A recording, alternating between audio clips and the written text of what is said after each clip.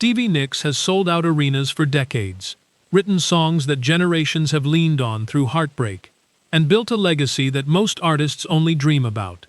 But at 78, with her eyesight deteriorating from macular degeneration and many of the people she loved most now gone, the question worth asking is this: what does a woman do when the life she poured into music starts slipping beyond her reach? She was born Stephanie Lynn Nicks in Phoenix, Arizona, in 1948. But home was never one place for long. Her father's corporate career kept the family moving constantly.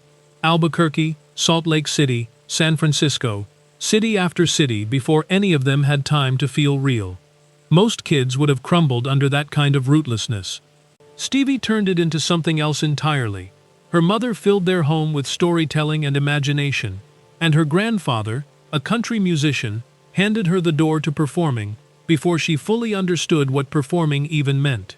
At 16, she got her first guitar and immediately wrote a song about loving and losing and choosing not to let sadness win. That, in a nutshell, was Stevie Nicks before the world ever heard her name. When she met Lindsey Buckingham in 1966, something clicked, creatively and romantically. They moved to Los Angeles together in 1971, chasing a dream that refused to cooperate. Their first album flopped. Their label dropped them. Stevie worked restaurant jobs to keep them both afloat, while Lindsey focused on the music. Then Mick Fleetwood came calling in 1974, and everything changed, except the relationship, which was quietly falling apart. They joined Fleetwood Mac as a couple, and almost immediately began breaking up inside it. Night after night, Stevie stood on stage a few feet from Lindsey, harmonizing on songs drawn directly from their collapse.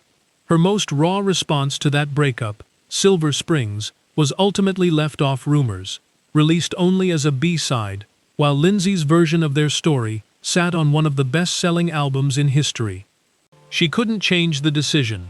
She went back into the studio and kept working. By 1981, she had built something entirely her own.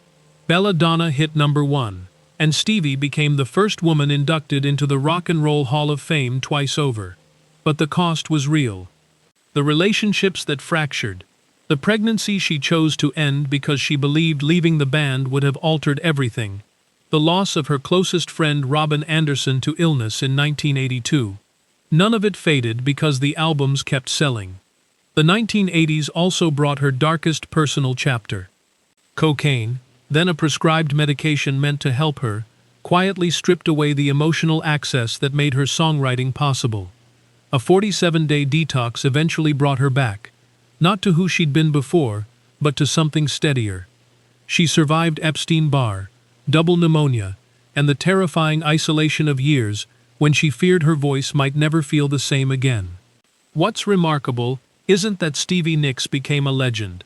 It's that she did it while carrying losses most people never recover from, and kept turning them into something millions of strangers could hold on to. If her story moved you, hit like and subscribe. There's plenty more where this came from.